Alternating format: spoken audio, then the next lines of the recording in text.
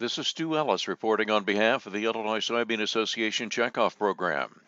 Soybean exports have recently increased to China thanks to the work of the U.S. Soybean Export Council, and Illinois farmer Doug Winter is chairman of USSEC. They're rebuilding their hog herd, and they're making great strides towards rebuilding their hog herd in that post-Asian swine fever period.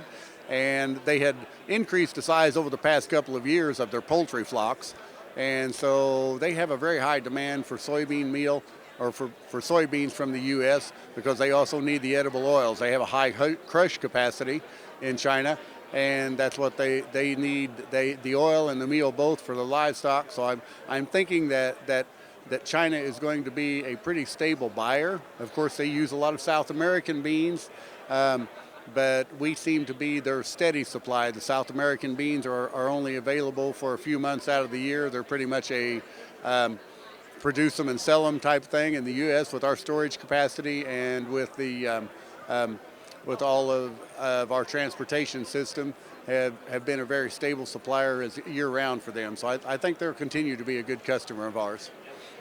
You had mentioned shipping rates a while ago, the Mississippi River, the rail issues now. That probably are a triumvirate of headaches that a commodity exporter has right now.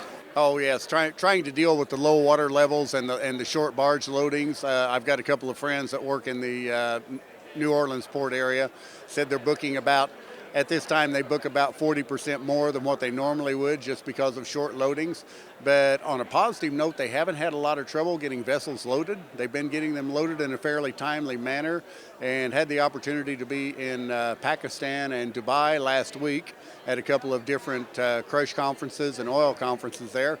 And in talking to our customers in those parts of the world, they said that their shipments have been arriving. There were people there from about 8 different countries that import U.S. beans, and said that most of their shipments have been arriving pretty much on time. So the logistics seems to be working. They've been able to make adjustments and keep things moving along.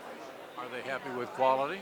Yes, they're very happy with our quality. That's one of the things that a lot of the countries that we sell to, they really have a preference for the U.S. beans. Of course, they prefer them to be at the same price as the South American beans, but everybody wants a bargain. So, but like I said, when we were talking before about the amino acids, they're beginning to pay a lot more attention to what the total digestible energy is in those beans as compared to the beans from other sources.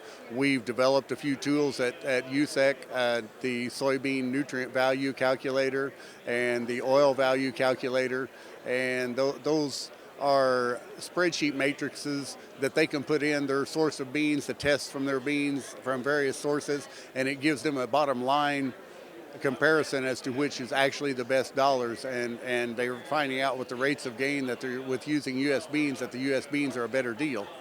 That's your soybean update. I'm Stu Ellis. To learn more about the Illinois Soybean Association and the checkoff that pays off, go to ilsoy.org.